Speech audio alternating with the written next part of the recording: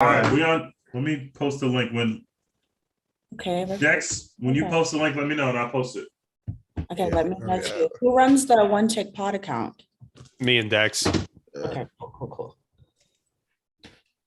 Oh, all right. Y'all good? Yeah, let's get it. All right. 3. Oh, actually, let me send this. Yeah, let's do the. Let me post a link first. Let me send this to you. All right. I'm gonna send it to you, Mo, when you send it to me. Okay. We are not live yet. We are live. We are, but nobody's gonna click it yet because nobody knows where to click it yet. Got it. So no one's watching now. Got it. Yes, but they're about to be. But you record the whole thing to post, right? Oh yeah. Yeah. All right. We are joined by Mo. All right. 3, 2, 1. Perfect. Welcome to the One Take Podcast, episode 80. A nice round number. Who'd be 80 in the who is 80 in the NFL? It's not Terrell. No, T.O. is 81. Michael Irvin? Wasn't Jerry Rice 80? Is Jerry Rice 80? Who cares? All right. We are joined by Mo Henry, who is joining us to talk about Candyman, the 2021 version, not the 1992 B movie or whatever. Actually, people really like that, but I shouldn't be slandering it. I haven't seen it, so this will be fun. Mo, how you doing? Thanks for joining us. I'm wonderful. Thank you. All right. Also we'll be drafting because Dex doesn't watch horror movies. Not at all. No, I don't do that shit. we'll be drafting our favorite candies. Seems appropriate, right? Definitely. Let's see. So how's everybody doing? Dex, did you pee and poop your pants and cry in this movie? Are you okay? Are you doing fine? I am okay. I was struggling, not gonna lie. I was like watching through my fingers at points. I don't do horror. Like, it's just not my bag. But I made it through. I went to like a 6 p.m. showing, so it's still a little light outside. That just made me feel better. I made it. Good. Well, we'll get into it, but this movie isn't what it was advertised to be. It's not as much of a horror movie as I think that people thought it would be, including myself. But we'll get into it. Let me, Tej, how you doing though? You have some thoughts you said about this movie? I have so many thoughts about this movie. I've been waiting I watched it last night. I could not wait to talk about this movie because I guess I don't know what my expectations were, but I ran the first one back, the OG version, which is in like a classic, obviously, but just an objectively really bad movie. Like, it's just not good. So I found it interesting if you're going to remake a movie, you want to have Black filmmakers remaking a movie that really explores kind of that generational trauma and the whole, this is basically a Black story that white people in the first movie, like white people are uncovering, this white academics trying to uncover. And so having Black people like remake that, even though this isn't a remake, it's like its own thing, but having Black people tackle that is just super dope. And so I have a lot of thoughts on the movie.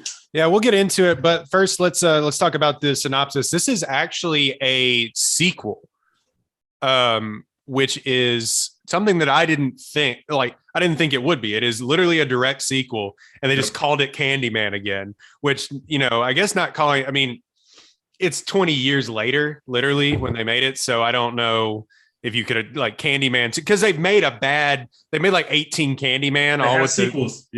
All with the same, that are like direct DVD, all with the same guy playing Candyman, but they aren't good. So not calling this Candyman 2 is kind of interesting, but has a 6.4 on IMDb. It's rated R, came out this year. It's been delayed. It's one of those first movies that's been delayed for a long time because they filmed this like 3 years ago now, almost. Yeah, started filming it. Supposed to release, I think, in 2019 or beginning of 2020. It has a 6.4 on IMDb. A sequel to horror film Candyman, 1992, that returns to the now gentrified Chicago neighborhood where the legend began. It is written and directed by Nia DaCosta. Jordan Peele also screenplay credit, producing credit, and Win Rosenfeld. This movie stars help me pronounce Yahya.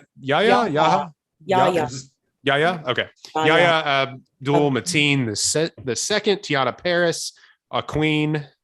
Yeah. Dear Lord. Let's see. Coleman Domingo, who was, I think, fantastic in this movie. Vanessa Williams, who doesn't look any older than she's supposed to be. Like, she's supposed to be Yaya's mother, and it looked the same age to me. It's crazy. And of course, they brought back, I can't find his name. The original. Oh, I forget his name. The original Candyman. Todd something. There's 2 T's in there. I forget what they are. People are going to be screaming at it. I'll find it here in a second. But Tony Todd, is it Tony Todd?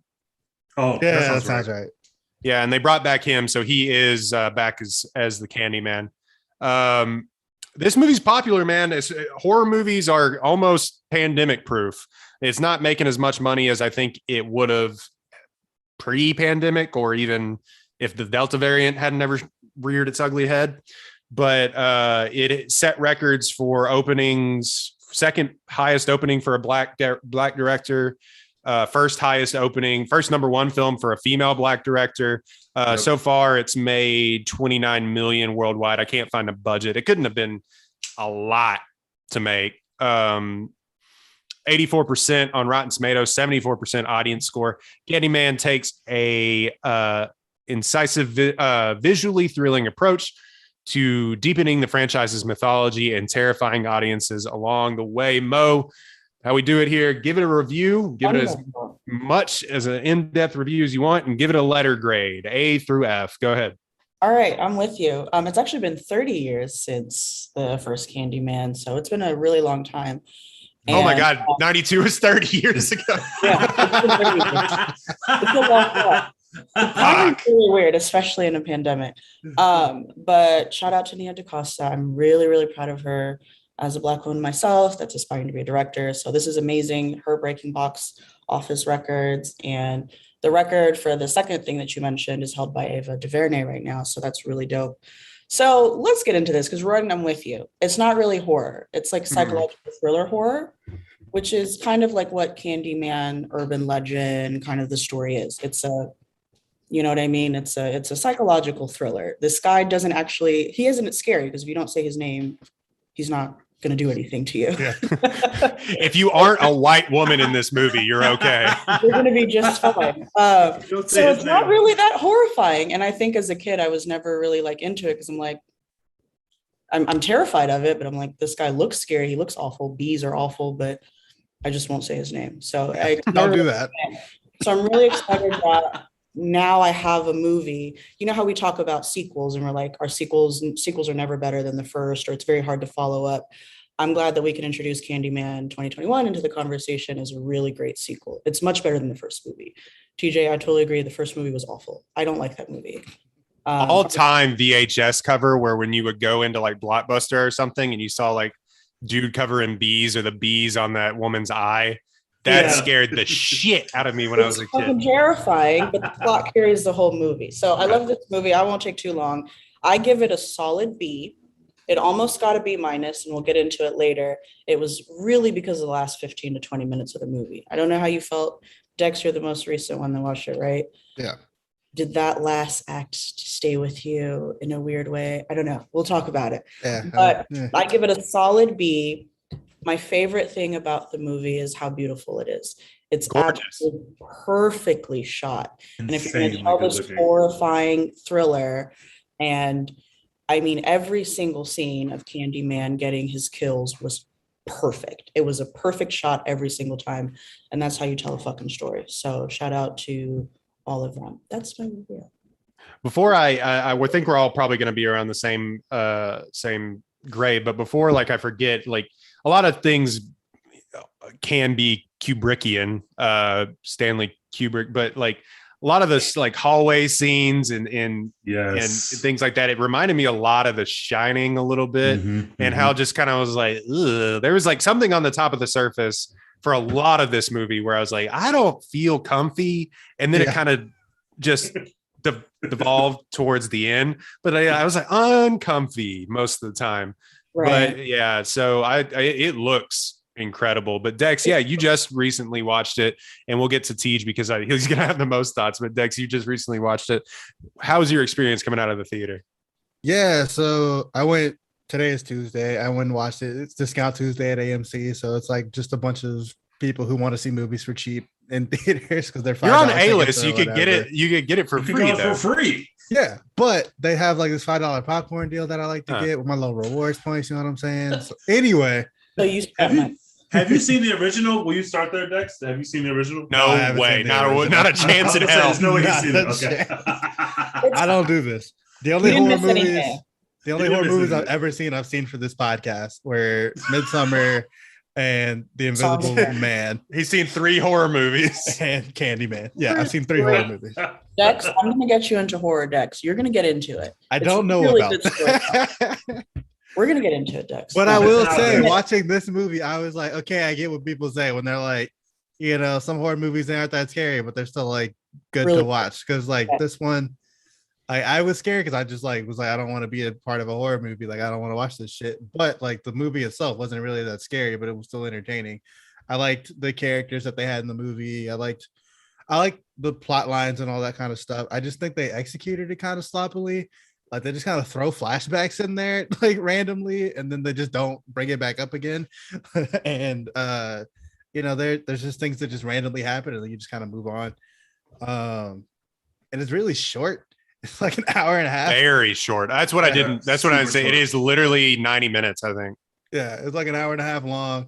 And if you go back and watch the trailer after watching the movie, you're like, oh, they literally put the entire movie in these 2-minute trailers. But yeah, I still enjoyed it, and I thought that Yaya's performance was really dope, and like watching the story kind of play out. The story was a little predictable. Like by the end, when he's talking to his mom, you're like, okay, yeah, like Yeah, just he's the get on baby. with it. We got it. But you know, it was still fun to watch, and I think because the victims are so like stupid and disposable, it just like makes it more fun because they literally like they fucked around and they found out. Like, and that's just I just find that pleasant, and they're all white people. That's how it So goes. yeah, we're not watching black people get killed or whatever. We're watching some white people who did this to themselves. They played themselves, and I think that makes it better. My favorite horror. What grade you give it? I give it like a B minus. Yeah, my favorite horror movie trope it's in every horror movie is how dumb white people are. Yeah. It's So in it's this, especially dumb in this, and then but it flips it on its head in this, where every person of color is like takes it to the extreme where they're like, oh fuck this, and they leave, Yeah, nah, including we're not doing this I shit. mean, it's very exciting that now we got a horror movie where a black person doesn't die first, or like Yeah. one of the first people to die. Like I it's- love how like Tiana Paris, she like opens the basement door and everyone is there like, what? Why the fuck would you do that? And then she literally just says, nah. Like, no, I'm not going down there. please be aligned with the audience. Yeah, and that's the Jordan Peele-iness of it, is that I think he understands the comedy and the horror tropes of like, yeah, I mean, people have made rap lyrics about it forever, you know, or what was it in 8 Mile, but a black guy doesn't die in this movie. Oh, but yeah. Yeah, that's like that's the classic line, but it's just You this. would reference 8 Mile. That was very on brand. What episode are we doing 8 Mile? Is that like episode 200? Is that like episode 400? How desperate do we have to be to do 8 Mile? Very. Jordan's gonna move it up. Very. Jordan's gonna move it up. I'm gonna bump it up. I'm going up next. Jordan's gonna move it right on up now that you're saying. But I know something about you. No, we're no, but that's just the trope that it's always had been, and it's very refreshing to see Jordan Peele. He did it in Get Out, and maybe less so in Us, but it just to call out the tropes and to address it, be like the audience member in that, and I think he's very aware of that. Anyway, TG, go ahead. So I really enjoyed this movie. And just like Mo said, I really enjoyed this movie up until the last act kind of fell apart. I made the comparison to Us, the Jordan Peele's second movie, not in terms of like the way that it looked or the way that it felt, but just because I really enjoyed the first 2 acts of Us as a straightforward horror movie, and then when they tried to tie it together, it just completely falls apart. That's kind of what happened here. Once Tiana Paris's character gets captured and ends up in the little church with Coleman Domingo's character, literally the plot falls apart. Right. Mo and I saw this movie together, And we both looked over each other about 5 minutes past that scene and we're like, yo, do you know what's happening right now? And she was like, no. Like, we had no idea where the plot was. And we were paying a lot of attention to this movie because we loved it. I have not seen a horror movie look this good in terms of like the visuals since Midsommar, which of course everybody on this podcast knows that I think it's the greatest movie of all time. But this movie looked incredible. It was like watching an HBO show, except for I was watching a horror movie. And if you're like a Dex, you might not realize that horror movies don't look like this, but horror movies never look like this. And it's not just that the budget for this was crazy high. We've seen higher budget horror films, but Nia DaCosta is just incredible in some of the choices she makes with the camera. My favorite shot of many incredible shots in this film was when he was in the art critic's apartment. He realizes that he's got to leave because she's about to, but he tells her to say Candyman in the mirror, and then he leaves and they do a pan out shot and you see the terraces of her apartment building and you see he has left the apartment and then you see her being killed by Candyman like from afar. I just thought that was a great decision. I'm not gonna lie, I chuckled. I was like, because you knew it was gonna happen. It was just like it was like one of those things when, and then from afar, it's just like she just was like levitated up and like smashed against the glass, and so you're just kind of like, like you just, I don't know. I thought that she did a great job. This is an extremely violent movie. If you are triggered by violence, absolutely a horror movie. The bathroom scene is incredibly violent, but they're not really showing you the violence happening. But the sounds of this movie alone, like the sounds of this movie alone, are just like will give you nightmares. Like this is an incredibly violent movie, so you can tell she's trying to shoot around certain stuff, and that kind of far shot I talked about was another example of, hey, this is an extremely violent movie, but we have to shoot around it, but we can find creative ways to do so. We don't just have to cut it and leave you with the crime scene. We can actually show it to you in a way that emphasizes the violence, but also de-emphasizes the violence at the same time. I just thought, I felt like 5 or 10 minutes of the movie, we were in the hands of a master behind the camera, and it really helped tell the story. I thought Yahya was great. He's also extremely good looking. It's just like easy to put him on camera. And you can tell that they knew how good looking he was because they're framing him in ways that are putting him like, there's just these shots. He's just standing outside taking pictures of graffiti, which is obviously a throwback to the first film. He's taking pictures of graffiti and the bee stings him, but the way they're shooting it, they're very clear, like, this guy is beautiful. We need to have him in the middle of the camera as much as possible from every angle. We're going to shoot him from up top. We're going to shoot him from lower. We're just going to put this guy on the screen because he's our star and he's beautiful. And that sounds like, oh, duh, why wouldn't you do that? But a lot of people don't do that. And especially in horror films, the focus is never really on whoever the protagonist is, right? The focus is really on, you are the star of the movie for this 7 minutes while you're being killed in this scene, and we're moving on. They did a really good job of showing you, Yahya's our movie star. This is the guy we're banging our movie on, and he just looks great on camera. He did a great job in his performance. I really enjoyed pretty much everything about this movie until the last 20 minutes, in which case I had no idea what was happening. There was a really awkward police brutality scene that just felt so out of place. And I was just like, are we in a different movie? What movie are we in? Like, how did we get here? Some weird decision making to tie up the movie, but I give it a go ahead, Mo. Sorry, I didn't mean to cut you off. I have a huge gripe about the movie that I don't think we've touched on, and Royden, Dex, TJ, I think you and I spoke about it. How do we feel about them not realizing that his entire hand was like? I was going to say that. That was going to be my entire review. That was going to be my entire review. Royden, that was really bad. If I'm dating Yahya, which hopefully, I'm going to be like, babe, what's wrong with your hand? What happened? Not once does Tiana Paris go like, ew. Like, right. And his also hand was literally turning to crust, and it was like, she didn't notice. Because here's the thing, guys.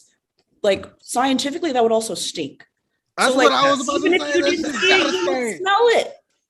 That would smell awful. Nobody in my theater, like there was only like 10 people because, you know, like nobody's going to Candyman after work, but like, except for me, there's like 10 people in my theater, and no one was really like disturbed by that when he was like picking at his scab and like his fingernails were coming off and stuff. I was in my seat. I go, ugh, and everybody looked at me like I was weird. You did. I had to look away. When he was peeling the skin, I looked away. I could not look at it. I'm obsessed with Saw movies, so that was nothing for me. Yeah, I felt absolute disgust watching that shit. But yeah, like he's at the dinner Super normal. with the Asian chick, and she's just like, "Ew, what are you doing?" And that's like the only time they touch on it. Like nobody else. And that was so sloppy to me. Like, fam, what are you like? What the fuck is happening? Because your fiance hasn't or your girlfriend hasn't mentioned it at all. At all. And I think they were trying to make it seem like she was so wrapped up in her work that she wouldn't notice it, but that's also bullshit. Like, it's like, how can you not notice that? It's a mummy. The guy, your boyfriend's turning into a mummy. Like, how could you not notice? Y'all don't like this? touch each other at how can any you not point. smell or see this? Y'all sleep together. He's up at night. He paints, so you see his hand. Like, I don't know. Yeah, you don't feel that shit under the covers at night. Just like, what the fuck? Like, that's gonna stink. Okay, that's gonna smell. Fine. I'm convinced that she didn't see it. She's absolutely gonna smell it. You can't convince me otherwise. Honey, do you step in dog shit? Like, what is? What is this? Oh no, that's just your just your hand. No, I think this movie was. I give it a B- only because the ending confused the fuck out of me. I was sitting there just going like I was in for the ride the entire time. I was in for the camera choices, the directorial choices, some of the pacing. Now that I look back on it, I tweeted that it had great pacing at first, but then going back on it, it's like maybe it was too quick. Like maybe it was just like it's almost like they had 2/3 of a movie and they were just like, oh, we ran out of time. You know what I mean? Like they ran out of time to film it or something. It very much felt that way. That last act at the felt end so it did. fast. I think the first act was perfect, but the very end, why didn't you take more time for this? And think why did the end of it happen at all? Like none of that.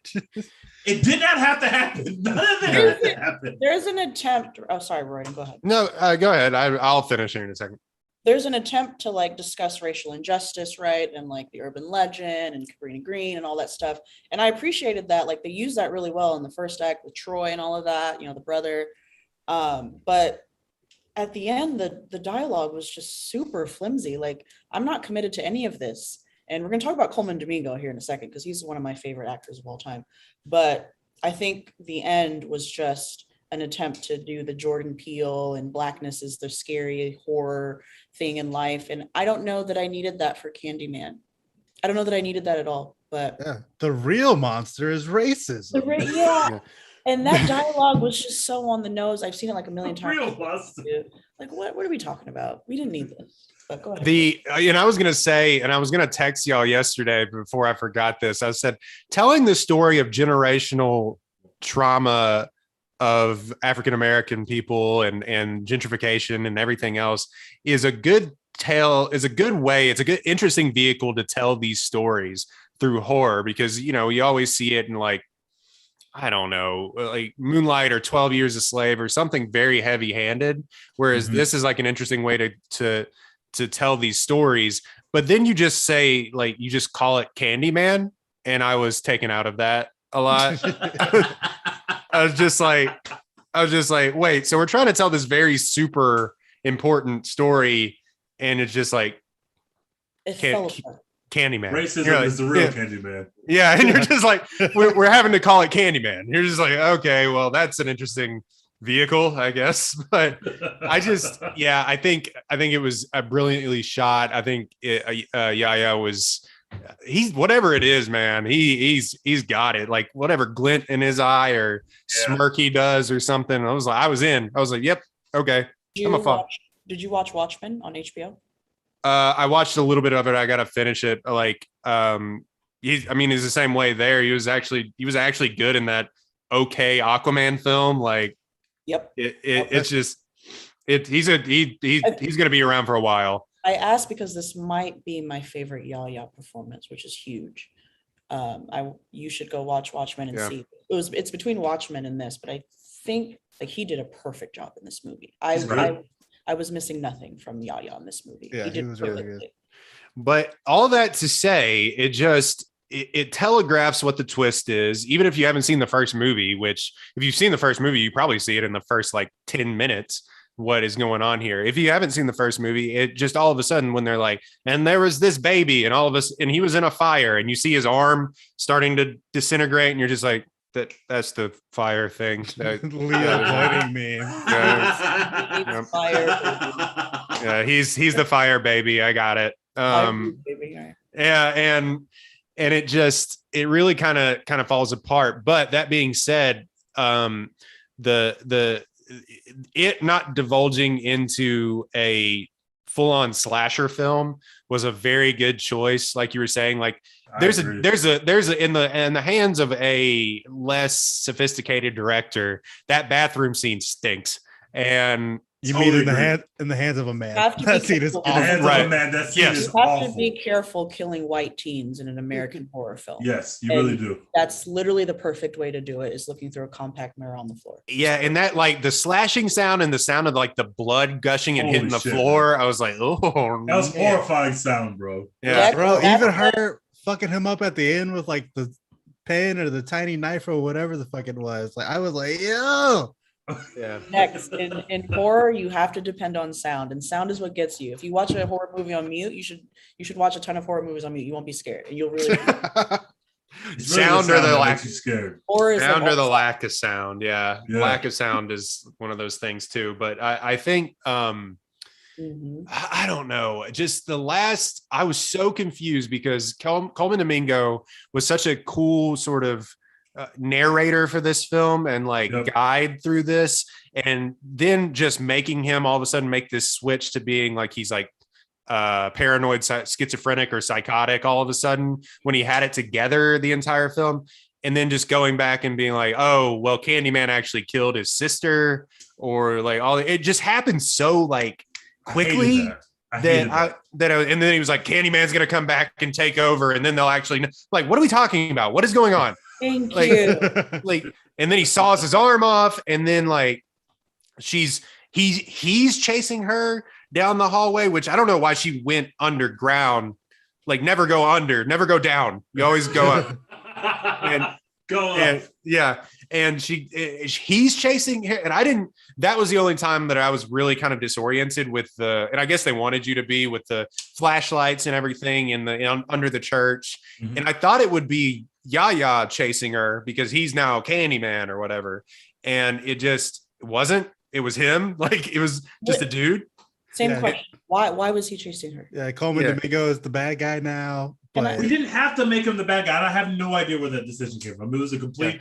Obviously, they were trying to make a twist, but it was like you added complexity to a plot that didn't need complexity at all. We did not need Coleman Domingo to end up being a bad guy. He was perfect in his role. We could have just kept him as the old man who knew the story. We didn't have to make him like he's creating Candyman. Was he the one who killed all those people that we've seen die? Or I was confused. And that scene was so rushed. Like, if you guys don't mind, I was so bothered by this. I was very bothered by that. Outside of the hand thing, the Coleman Domingo twist thing, and then like obviously the stupid dialogue with Tiana and the cop, the dialogue with her and the cop in the mirror was the worst part of this movie. It was the worst part. It was really bad. I'm telling you, we looked at each other and we were like, why do we do this? It was extremely bad. I want to read, if you guys don't mind, please, and the viewers, I want to read a quote. Coleman Domingo explained why he was this character, if you don't mind. Can I read it? So intrigued. Sure. Because I am confused. I'm so intrigued. I'm confusion. You might be softened a little, but you're not. Here's what he said.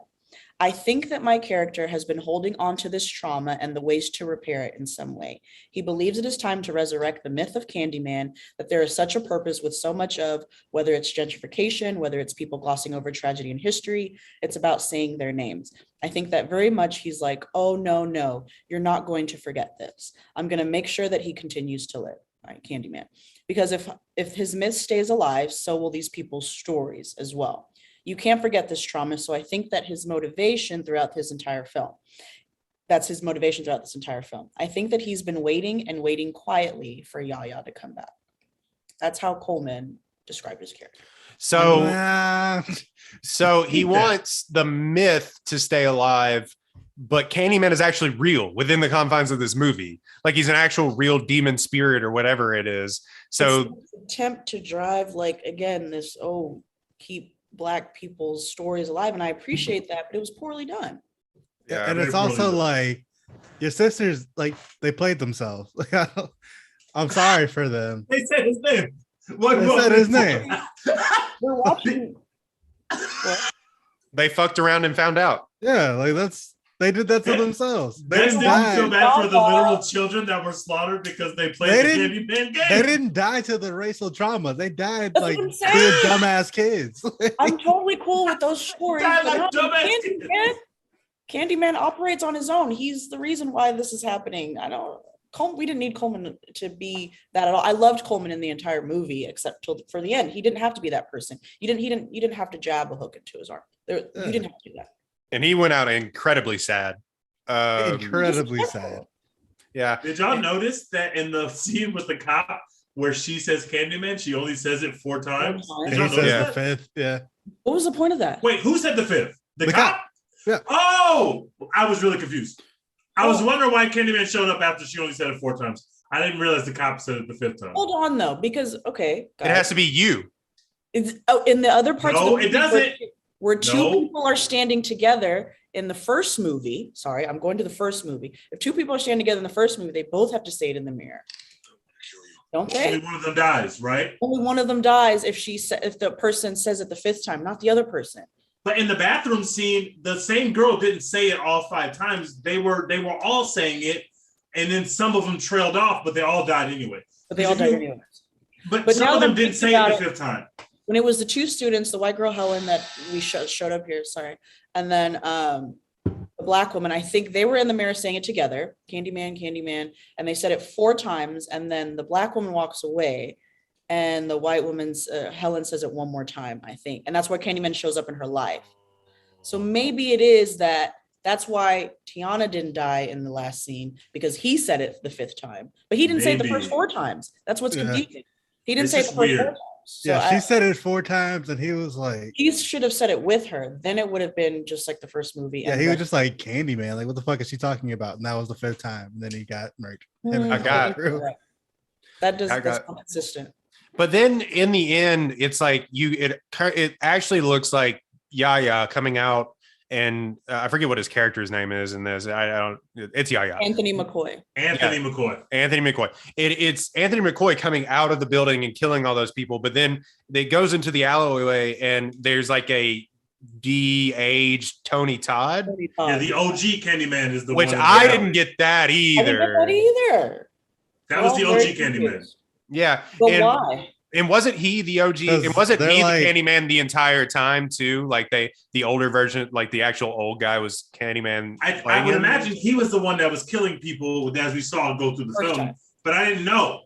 I mean in this film, like who is the Candyman that was killing all the people in the art gallery and in the bathroom? So in this movie, there's like 5 people who have been Candyman, I guess, at some point. Like, and I guess they all kind of came out at the end.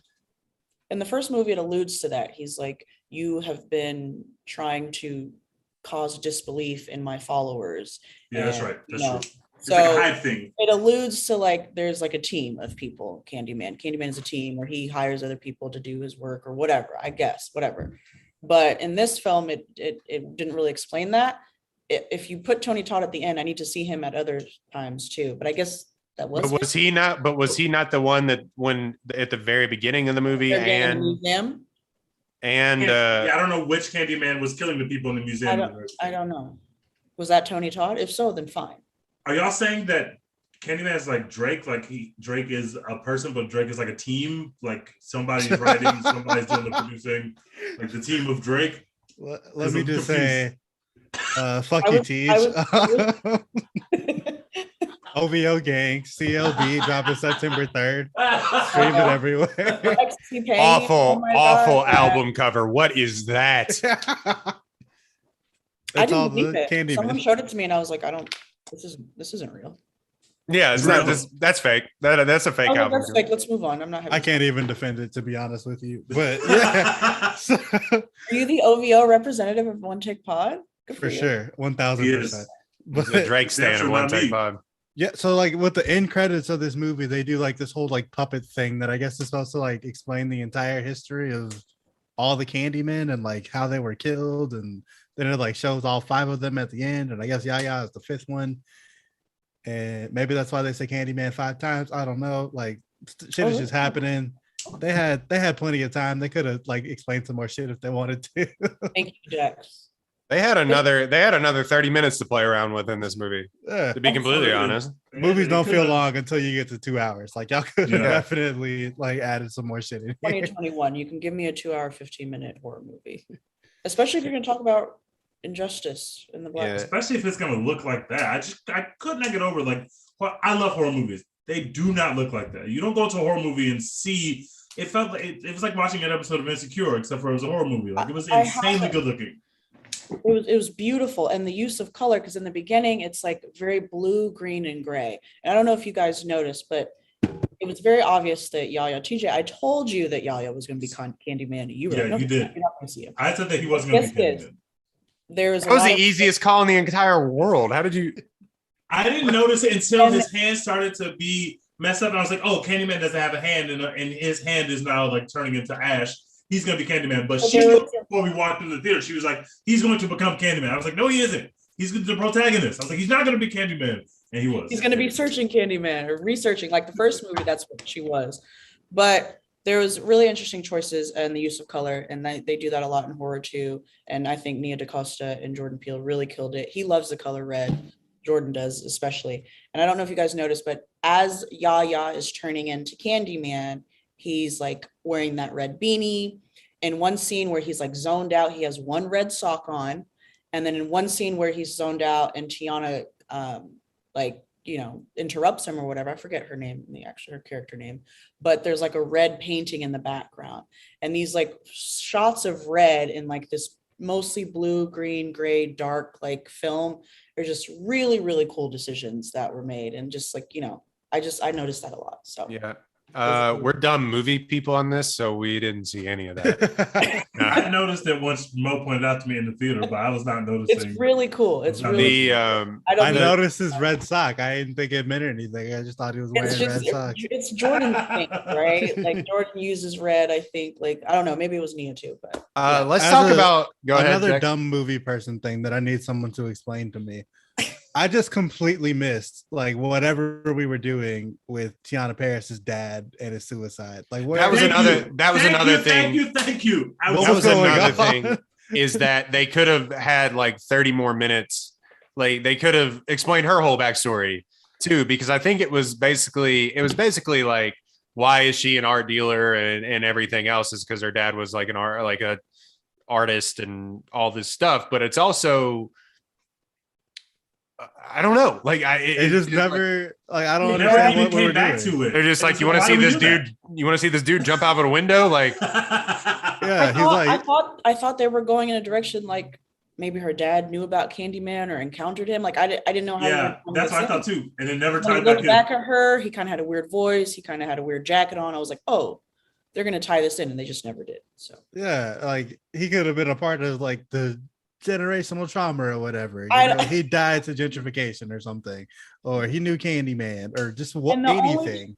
The only time they even attempted was, which is a beautiful scene, TJ, you love this scene too, where she's talking to like the art show, the black woman director, and like the back says like obviously Sly or something like that, obviously whatever, so obviously out of place or whatever it said. Oh, I love the way they shot that. The slow zoom. It's beautiful color. I'm a sucker for a slow zoom. I'm a sucker for that. And she's like, well, what with your history with your dad and your story? And it's like, oh, okay, there's a story here. And they never tell it. Until we never get the fucking story. Like, oh shit, there's a story. What happened? What happened? Oh, we're about to find out what happened. Tell me. No, the thing with the art criticism in this too. Obviously, it's a back and forth between him and the art critic and what is gentrification and what is, like. And there's some of that is like eye roll, but it's also some of it is like a good conversation to have. And I think they have it better than a movie that came out on Netflix that's kind of stunk. Velvet Buzzsaw came out and it was like, it was the same thing where like paintings were killing people instead. But it's with Jake Gyllenhaal and it's an interesting, they tried to do the whole art criticism sort of what is, I don't know. I thought you were talking about a different movie that came out on Netflix and tried to. I thought you were talking about Malcolm and Marie. Yeah. Well, no. That's what I thought. I thought that's where we were going. Yeah, I guess same thing. But there was a thing where it was literally like art, like the pretentious art was killing people, and like they talk about pretension in this, but I think they do it a lot better with this because it's like all of a sudden he's now famous, and they could have delved into that a little bit more. And they do it like two scenes. One, when she's talking to that woman, the art dealer, and two, when he's watching the news and he's like, they mentioned me. You know what I mean? Mentioned me. Yeah. I love That was comedic relief. That was a funny. Yeah. Very funny. I And felt some on that though. I was like, I would probably have the same reaction too. look, I'm a struggling artist. All press is good press. You know what I mean? These paintings are worth millions now. I Also, am that's- cashing the fuck out. can we kind of say that's also kind of a plot hole? Somebody would have detained Yaya. Yeah, they would have been He like, was too close. He was so connected to this. Like somebody, I just gotta ask you some questions, fam. I'm just gonna ask I you just some gotta questions. ask you some I'm questions. not bro. saying he's going to jail. I think he needs to get arrested. But I'm sure someone comes up, you add a scene, someone comes up to the house, both of them, and they have a conversation with the cops. And is there anything like they should have done that? you were Yeah, seeing like- arguing arguing with her minutes before she died. Yeah. They mentioned at dinner. You immediately left the dinner with 30 people at the dinner. Right. They tried to write around that and say like, "Oh, the husband's a suspect," but somebody would have asked y'all some questions, bro. You Yeah. have to have something to do with this. There's no You have coincidence. There are Um, cameras in this apartment complex. We saw you were the last person here. Yeah, like you don't get detained at all. Like, Like not one question. The one time we see a cop, he says, "Which choice do you want to make? Are you the Ooh. Oh, horrendous. I also hated horrendous so writing. Oh, At the end brother. of the art criticism scene, I also hate that he goes, "If you really want to engage with the work, go to the bathroom and say his name." Is that really engaging with the work? No, is I'm it good. though? No, I'm good on that, bro. I'm really Is good. it? Respectfully, I'm good. The work bro. ain't here, bro. This is my house. This is Yeah. literally in my house. Like, no, the work is I'm not. not doing it. I'm not doing it. I need to be able to open my mirror and see your paintings in the back. That's your thing. I'm not doing that. This is my house. I live here, bro. Like, I'm not bringing Candyman to my house. One thing But- about the but- criticism though, I did like how the art dealer and then the critic writer person at points they were both just kind of like, oh, it's about gentrification. Let's go like 2015. Like, we're kind of off. That was, Because you'll that was the best conversation on the generational trauma in the movie. because He you'll said, read "Oh, like, Southside. Oh, that's reviews. kind of played. Like, Yeah, that's we've kinda already played done. out. We've already done the Southside. We're good. Because you'll read like critics like talking about rap music or talking about like black movies or whatever, and they're like, "Oh, we've already seen this done before." It's like, fam, like you don't get to talk about this. Like, Anthony Fantano, I do not need your opinion. We all on agree. this. We all agree his first painting was awful, though, right? That shit was trash. It wasn't good. Tiana was a queen because she did a great job telling him like this is trash in the most nice way possible. And you see that when he went to the show, he had a different piece because that What she shit was says- trash. What she says, like it's definitely like aggressive or something like She that. was like, it's kind of a literal approach. Like it's Yeah. super literal approach. This is why I'm so dumb. Yeah. I had to take like an art theory class before I could graduate college, and they're like, you got to go to the Met and you got to go to all these things in New York, and they're just like, what do you think? And I would just regurgitate whatever. It's like, well, I think like the rocks represent, Right. and there's no way that the guy read it and was like, fuck, what am I doing? Why am I teaching these kids anything? Because I am so stupid. I will go to a museum and just be like, oh, that's pretty cool. I don't think I would think about Color interpretation. blue means she's sad. I think we need to be okay with like not being moved by things in a museum. I think that's also okay. I just went to a Yeah. museum the other day and I was just like, this does nothing for me. That's why I enjoy museums because I'm quick to walk by and be like, oh, that didn't do anything for me. I don't care. I don't Okay. care. I don't like it. Yeah, I mean, there's some things where it's like, oh, I appreciate how they made that, but also I'm not sitting there to because my whole thing is that if you ever talk to an artist, some artists are very pretentious. They'd be like, yeah, this is exactly what it represents. But I always like to imagine the artists are just like, nah, dude, I just like Jackson Pollock. I just splattered shit on a Right. canvas, And even That's how it came out. all the- and y'all ate it up for millions of dollars. White people do it. Idiots. Yeah, and it's just so it like some of that, you know, the art criticism and stuff. I thought was actually very interesting, and the comments and the conversations about gentrification and is always a fascinating conversation to talk about because it just people go back and forth on that all to as the day is long. But let's talk about the scene that we all hated because the very end of the movie. they come in and this man is literally dying in her arms and they shoot him to death. That was I didn't know How what movie bad we a were in. cops are you? What? Like, they literally came in and shot a dying man. Like he was already half dead. Like, bros, you didn't have to shoot him. He was already dead. Like, he has a hook. Like, you're just like, oh. It doesn't even make any sense. I mean, I think they were trying to, like, again, a comment on police brutality, which cops do that, but it's like she's like holding him and crying. And, Yeah. You're also shooting at like a unarmed woman too. Yeah, like if you're immediately bullying her, like you're not even like, yo, you good? Like you okay? And, like, you good? And it's an easy change. Just have the cops walk in where Candyman is like maybe attacking her. Then boom, I get why he was shot. Yes. Yeah, I guess they wanted the star to have some sort of redeeming quality at the very end and not actually be like a bad person. Like he never was because he wasn't the ones killing those women. Maybe if you turn it around and he's actually the one that's been serial killing these women and it's not like a malignant spirit, it's like actually him somehow. I don't know. But I don't know how you do it. I'm not. That's better than what they did. I'm stupid. Like, I don't know how you do it. So bad. Maybe that doesn't work, but that's much better than what they did. If Yaya is already transforming into Candyman, why did we need Coleman to backdoor and summon? That's why I didn't understand. That's literally the thing I didn't understand. I didn't understand why we needed that. But he's then becoming Candyman. We all see that. Just make him become Candyman. Coleman should have been that guy. Coleman, I would have preferred the Coleman Domingo's character to be like scared that this is happening again. Right. Just like a, yes. Like a, yeah. I've seen what this thing can do. I don't want this thing back. This thing killed my sister. Why would I want it? So it's like that would be it was a much easier transition. Yeah, now I need this thing to kill other people. Like so my sister didn't die in vain or something. I don't understand. Now I have a witness. I'm like, wait, this thing killed your sister. Like, why do you want it back in the world? Terrible. Yeah, it'd be one thing if he was like, we got to bring it back so that I can kill it like for good or whatever. Also, now I have a witness. To what? Who was the right? And I just saw you chop a dude's arm off. Like that's what I saw. Is witness you committing a felony? Wait, when he said that, guys, is Tiana Paris the witness or Yaya? Who was the witness? That's a great. I think it has to be Tiana Paris because Yaya is kind of like catatonic. If you assume that, why would he then go chase her down a dark tunnel and try to kill her? That's a great. If this is your witness, then why are you? You're not going to kill your witness. Yeah, I don't get it. And why would she agree to like be a witness for him? Like you just like turn my boyfriend into an evil spirit. You literally just turn my boyfriend into Candyman. And you cut his arm off. Like, I like that guy. Have you do anything? Then I'm like, oh, he's saying Yaya was a witness, but he's like, I'm like, no, Yaya's not a witness. He's he's the Candy. Like I don't. None of that makes sense. I understand that dialogue. It was so rushed at the end. Like Coleman Domingo is really cool, and I enjoy watching him do shit.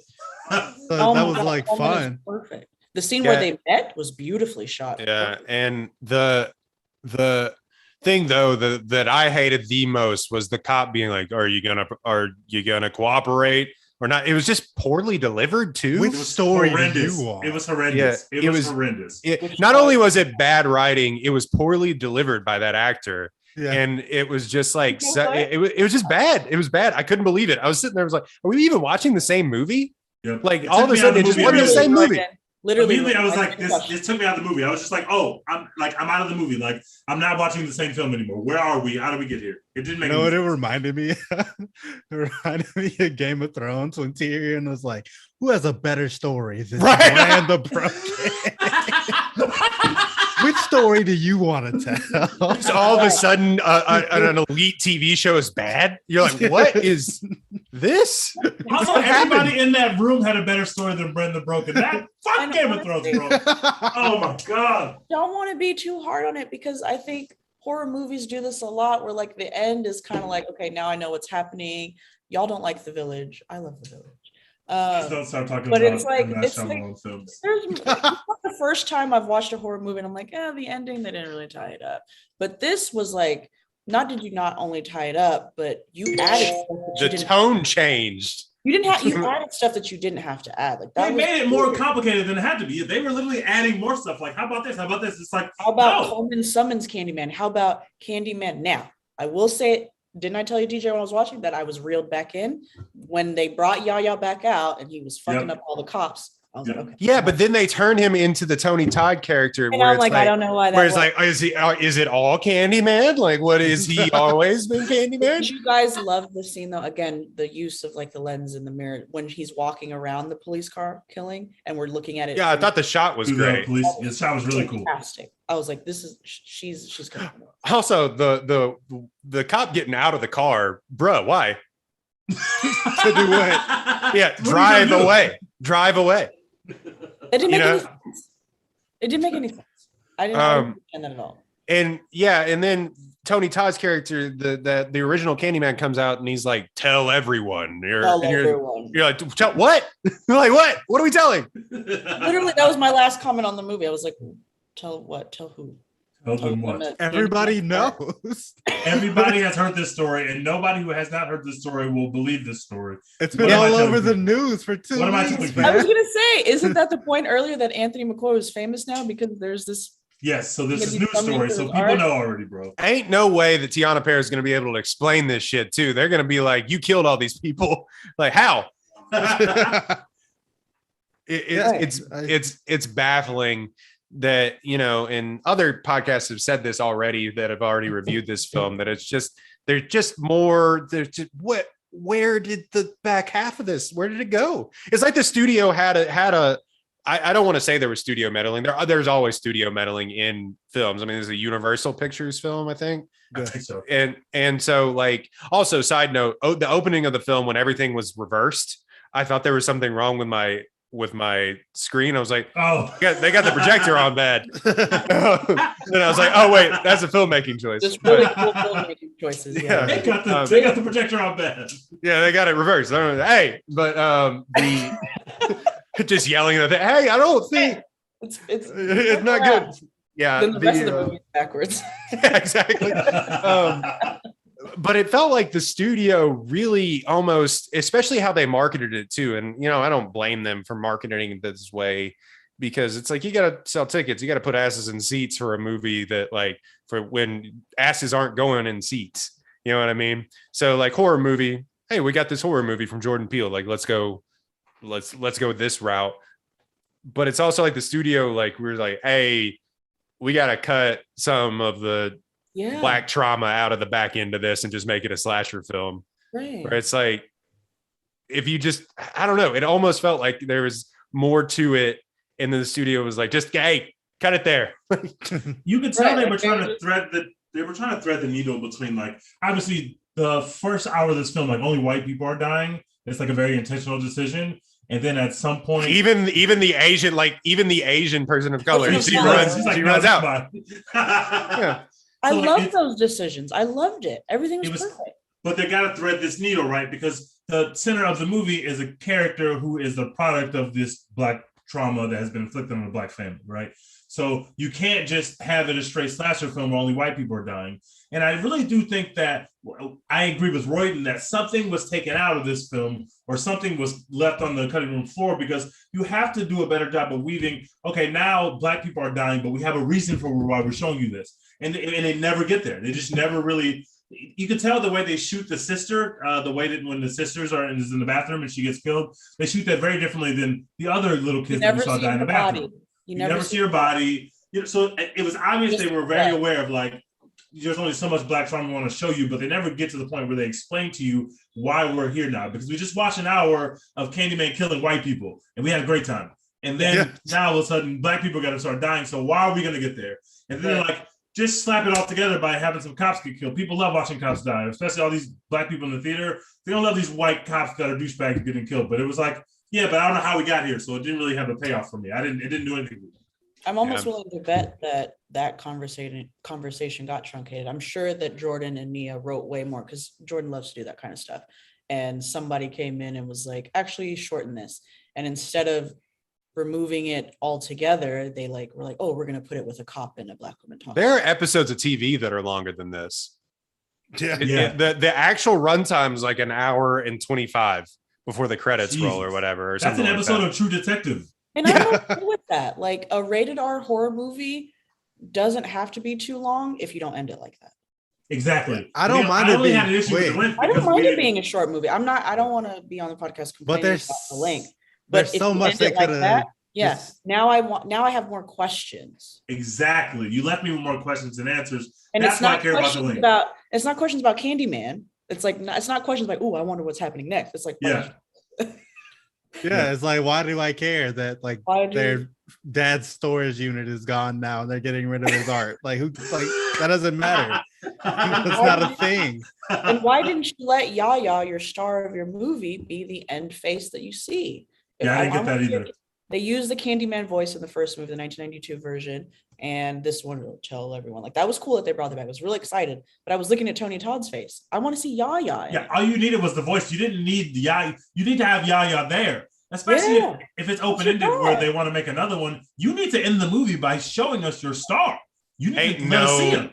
Way that they're not coming. She's in Marvel movies, like he's in like That's DC. He ain't coming back for a second one of these movies. I really wanted the movie to end with Yaya's face and just him saying, "I am Candyman." I am like doing this long ass monologue like about who he is. I'm Batman. Like, and he just fucking tell everyone what, man, what just happened? Yeah, I don't know. I think the death at the very beginning when she stupidly straps himself to him was very funny. That was amazing. I think it was very funny. That was disgusting when he got his Achilles. The Achilles snatched. Like yeah, the filmmaking choices with the mirrors and stuff there was really good. Him freaking out like, fuck, I can't get this thing undone. I was like, move faster. Yeah. That was like a Jurassic Park line, the must move faster. Like, that was kind of interesting. I was so happy to see him die. That guy was a complete douchebag. The most satisfying death of all. That was a really funny moment though between his like, shouldn't you be stocking up on morning after pills? He's like, you had that thought up. He's like, so what, bitch? I don't care that you call me a bitch. I don't care. I don't care about that. I don't mind being called a bitch. My favorite. Like, that was a great, well acted. So like, he has comedic timing. He's like, so what, bitch? And he trips falling out of the. Anyway. Oh yeah, it's fucking amazing. My favorite funny part was when her brother walks in. He's like, "We are walking in." Yeah. We are getting. Like, that's exactly how it'd be if my sister was dating Candyman. I'd be like, okay. My sister was dating Candyman. We're getting her things and we're leaving we're with leaving. Them. The brother said he talked about something he saw Candyman. Candyman ain't real. I was like, oh shit.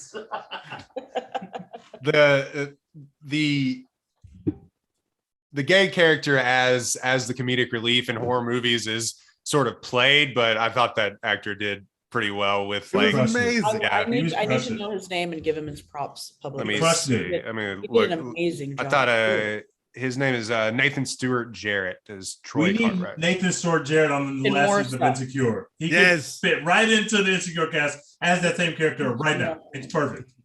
Yeah, and it was just presence on camera, great presence. Yeah, he was really good.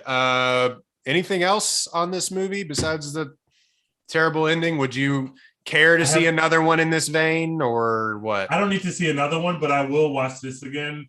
But after you give your final thoughts on this movie, I have one more random thought from another episode that we did about a month ago, and then we can go to the draft. I'm very interested with Jordan Peele's sort of thing because people go back and forth on so obviously Get Out is a masterpiece and it's going to go down in like the cultural lexicon, especially with horror films and black made movies. But like people go back and forth on Us. I really liked Us. I know people don't.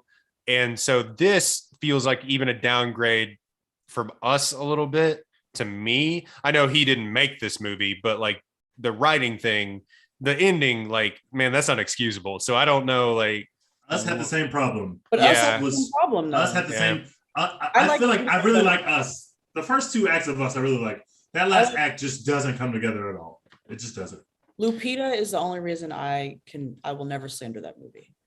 But it didn't do much for me. It didn't move me the way that it moved other people. But Lupita was perfect in that movie. Yeah, I think he's obviously an incredible talent, Jordan Peele, especially, and creative, and he's making original projects, which is, I mean, Candyman's not an original property, but like go back a little bit. He's making a film called Nope, which is just that's funny. I'm on the And edge. yeah, and so I just think,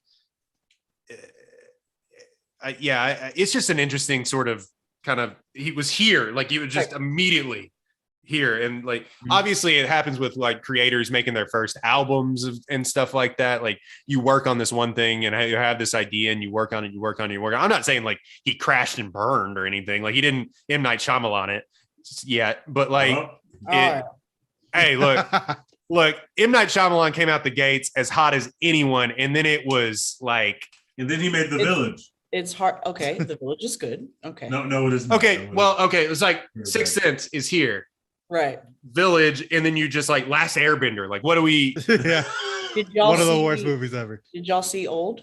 No, I ain't gonna see Old, really. Monique saw Old. Yeah, I saw a private screening and it was good. It was. oh, it was, excuse us. well, it's like he went I just for, want and I to hope. emphasize that I didn't pay to see it. Okay.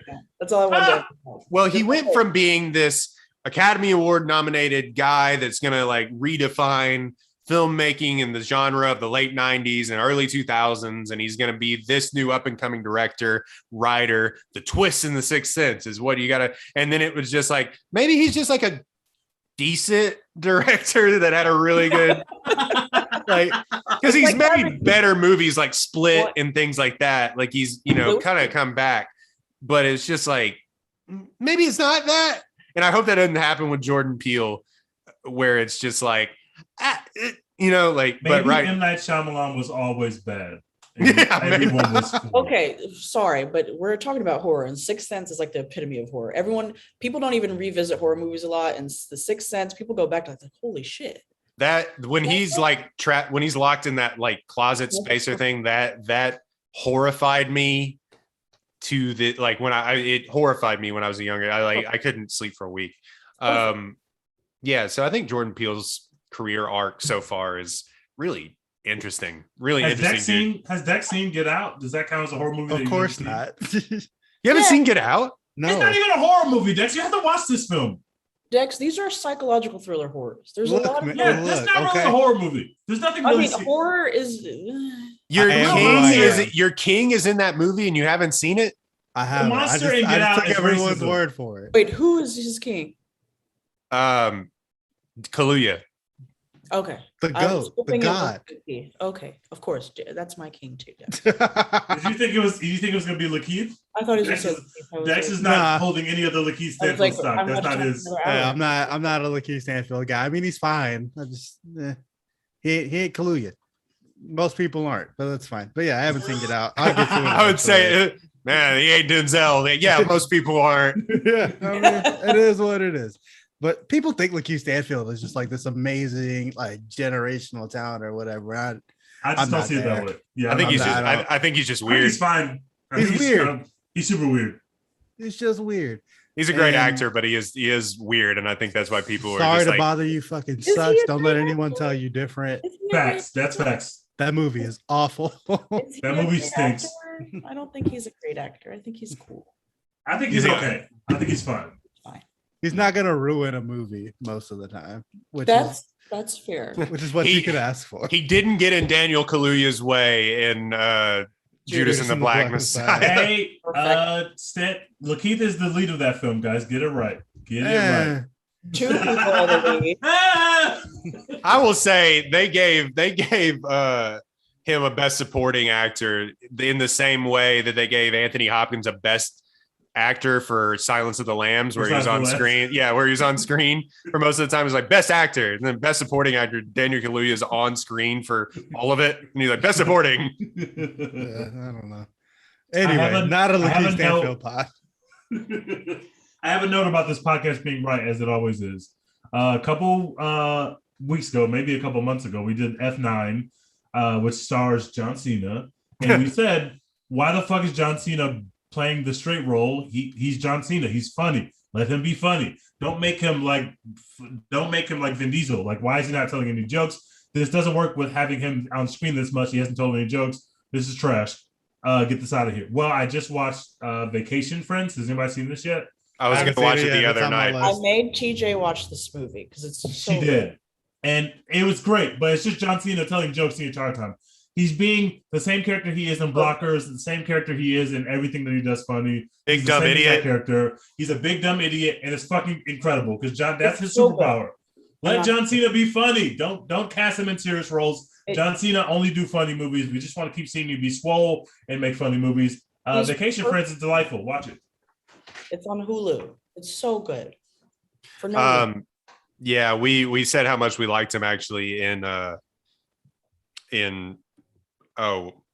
Suicide Squad, and the fact that that you had to see his big head in F9 and be like, "Hey Dom," you're like, "Oh God, committed. You were my brother." Like, he needs to be campy. Make him like he has to be campy. If y'all like John Cena, Vacation Friends, perfect. Literally the whole time. Good job. Great job all around by those people who made those films. That shit is very funny. All right, can we get a draft order, Dex? Yeah, I got you. Right after this ad break from Apollo Media. Right after the ad break, but not actually. So no. Let's go. Mo, you go first, and then we'll do Royd and Teej next.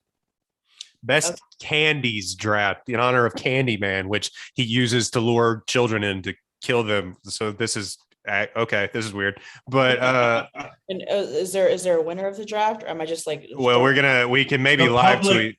The public Dex will live tweet the picks, and the public will shame you for your picks. Okay, like they always do. You get 4 picks. We're gonna go in a snake draft. Are we counting chocolate and candy bars as candy? Yes. Yeah. Yes. Okay. Just wanted to clarify. All right, Mo, first pick. Twix. Yeah. You gotta introduce it. Give us a little bit about why did you pick Twix? Twix. What is your spiel? Twix. But you are correct, just so you know. No. Next. Okay. I didn't think I had to explain it, but explain it. You guys like Milky Way, Snickers, and all that other. Nobody likes Milky Ways. What are they even? There's a lot of Milky Ways in those damn big old bags. There's like a ton of Milky Ways and Snickers. Clearly, the people like it. That's because they can't sell them shits individually. They got to put them in a bag. Nobody wants Milky Ways. And the best chocolate bar are. Do you like Crunch bars? I like Crunch bars. Yeah. I like Twix better though. Okay, good. Twix are the GOAT. I'm with you. Kit Kat wishes that it was Twix. Okay, great. Yeah, but Twix wishes that it. Well, I'm not gonna say my pick, so I'll just wait. Who's next? Me. What's the order? Yeah. I'm gonna go with the GOAT. You cannot replicate it. Many people have tried, only to fail. It's Reese's peanut butter cups. Yes, that's the right answer. That's the right answer. It is Reese's peanut butter cups. That's the right answer. Get out of my face. That's Nobody has ever. Answer. Chocolate and peanut butter should have never been together. There's no what? This is one of the worst takes we've ever had on this. Peanut butter and Reese's is not good. It's not good. Me and you did. Guys, you're objectively wrong on this. Reese's is perfect. All of you are wrong. Reese's together is elite. The Reese's peanut butter by itself, they actually bottled it, and I tried it. It's not good. It's not good. It's so bad. Now the truth comes out. Do you like the cereal? What is it? Reese's Cocoa Puffs? Yes. Yes. That cereal is delicious. That's elite. A delicious cereal. Elite cereal. Elite milk too. I mean, it is, but like, yeah, people have like Butterfinger suck my dick. That it was like it has tried to replicate peanut butter and chocolate, and nobody has been able to do it since my boy Reese. So. Yeah. All right. Reese's peanut butter. And it's Reese's, you idiots. It's not Reese's. Yeah, Reese's is fucking stupid. It's Reese's. They belong to Reese. They belong to Reese. They belong to Reese. It is Reese. It's not Reese's Pieces, you dummies. I'm going to call it Reese's Pieces forever now. Oh, no. Dex, who's next? Is it me or you? It's you, Tish. Thank you. All right. I love Royden's pick. I'm picking the second greatest candy of all time. It is also a product that is of the Reese family. It's the Reese's Fast Break candy bar. That is the most delicious fucking candy bar of all time. That shit is better than Twix. It's better than everything. Y'all probably have never had those. Go to your favorite gas station. take an edible and eat one of those things. Those shits are fucking heavy. Those things are so incredibly the perfect bad. ratio of chocolate to peanut butter. They are perfect. Those things are so incredibly bad for you too, because Oh, you'll get stoned or whatever, and you'll go and eat one. You're like, oh, I'm hungry. I'll eat this entire king size fast break, and it's like 1,700 calories. You're just like, oh shit. What they marketed that as a breakfast, like you could eat that for breakfast. When it first came out, they were like, "Oh, eat this for breakfast." And it's like, bro, that's 2,000 calories.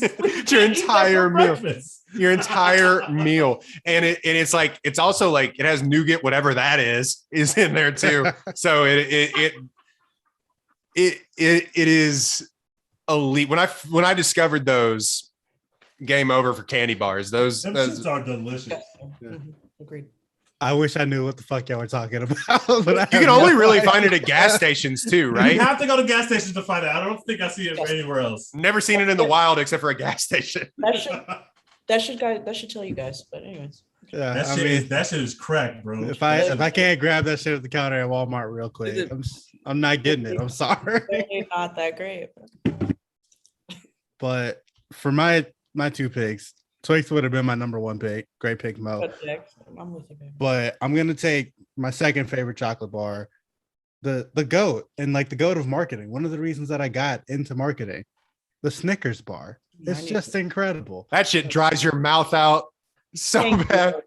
Now we're I'm sorry you have an inferior mouth. Like that just sounds awful for you. I eat Snickers and I just have just Snickers are delicious. No issue. Marketing is good because Snickers isn't actually good. That's why. What? Wait, how can you say that? Snickers is good. Snickers is so good. Fucking me up here. Anyway, and then with my next pick, I gotta go with. I mean, I guess we've been doing all chocolate so far, but I'm gonna break us out of that real quick. Got to take the Starburst. I fucking love Starburst. Doesn't matter which kind of pack they are. Doesn't matter what color. I'll probably give the yellow ones away in the original pack, but it's pink. They're still good. What? Pink is the best. Fuck out of here. Oh, pink is the best. I thought you were saying pink was the worst. No, pink is the best. The yellow ones are the worst. Pink is the best. Orange and red are both elite. Starburst, incredible. All right, Teach. I'm winning this draft easily. By the way, my next pick is going to the fruity variety. I'm selecting Albanese gummy bears. Those fucking gummy bears are the greatest gummy bears of all time. They're so soft. They have the perfect flavor. Albanese gummy bears. Pay a little extra. Get you some good gummy bears. Do not buy the Haribo gummy bears. They are trash. Are gummy bears? Gummy bears aren't great. I eat gummy bears too much to call them candy. Are they candy or are they just like a snack? Come on. They're candy. You can't say that they're just a snack because you ate them so often that you didn't want to call them candy anymore. I'm like going through like a fucking. Hey, is McDonald's fast food or is it just food? Yo, I tell people all the time. I'm like, I don't really eat candy, and I keep a pack of Albanese gummies on me. All right. So, as a person who has never had Albanese gummy bears, what's the difference? The difference is they're softer and they have better flavor than all the other gummy bears. And they're juicier. Oh, God. The flavor. The close second are the 7-Eleven gummy bears, which are very cheap and somehow very delicious. The second are the Black Forest gummy bears, honey. Okay, those are good too. Those are really good. Black Forest gummy bears. I'm gonna have to. Yes, those are delicious. So good. Also super juicy. Is it me or is it Royden? Royden, right? Yeah, it's mine. I gotta go with the popular pick. Just to get it out there, Skittles. Yeah, I'm surprised Skittles lasted this long. Yeah, I mean, I'm surprised it has too. But like, our Skittles or regular Skittles? I mean, can we? I just probably go with. I mean, I probably go with the OG. But yeah, I mean, if you want to pick a different Skittles, be my guest. But I think Skittles. I know that I'm the oldest person on this podcast, but Skittles are too sweet. I do not like them. They hurt the hell out of your teeth, dude. I'm 20, teeth, dude. I hate those things. We know who has inferior mouths now. Yeah, y'all here struggling.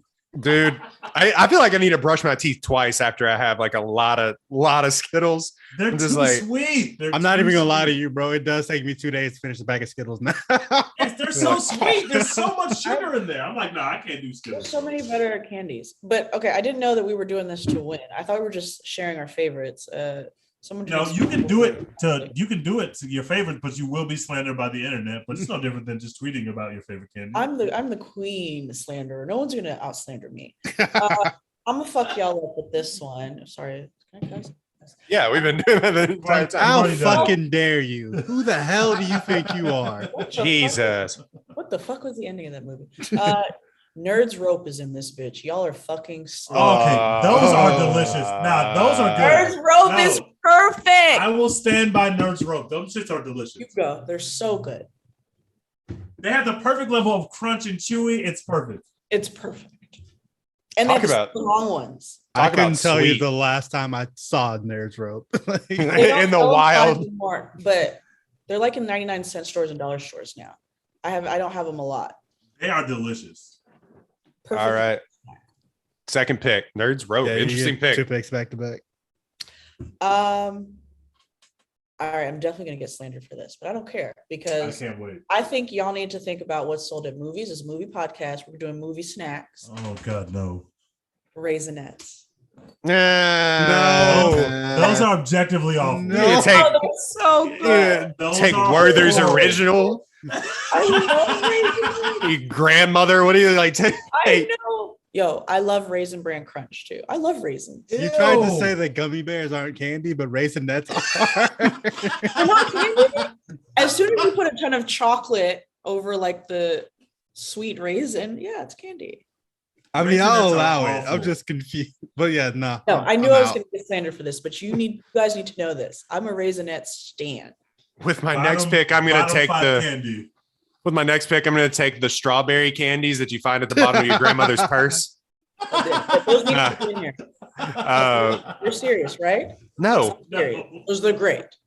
Okay. This is not I'm. I'm gonna take with my next pick. I'm gonna take peanut M&Ms. Nice. Yeah, those are the best ones for sure. Yep. Gotta add some peanut. They didn't have my favorite, which I'm not gonna pick, Reese's Pieces at the movie theater, which I don't know how you run out of candy, but like peanut M&Ms for the first time in a long time the other day.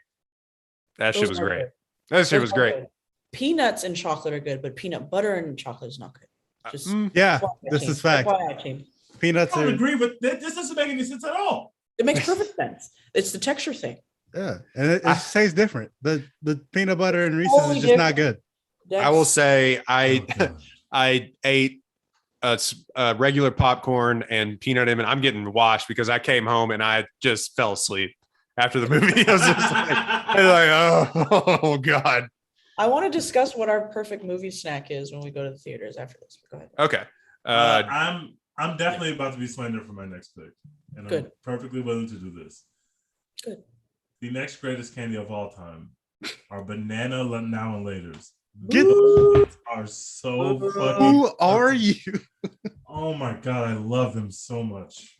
Banana flavored anything is a no go for me. That's I'm not true. out. Banana flavored It's such a candies are the waste. best It's flavored such a candies. waste. If I I see love banana flavored yellow, candy. it better be like lemon flavored, not banana flavored. Yuck. If when I bite into it expecting banana and get lemon, I get so mad. What are those lemon drops? What? No, not lemon drops. I mean, there are lemon drops, yeah. Yeah. You know how much better Starburst would be if instead of that nasty yellow Starburst, you got a great banana Starburst? Ugh, That would be no. delicious. I Thank would you. stop No. buying Starburst at that point. They just but you specifically Are you picking. eating out the Hey, rest? would you like your tapioca pudding flavored Starburst? You picking specifically the banana now Yeah, and later. I'm not picking now and laters as a whole. I'm specifically picking a pack.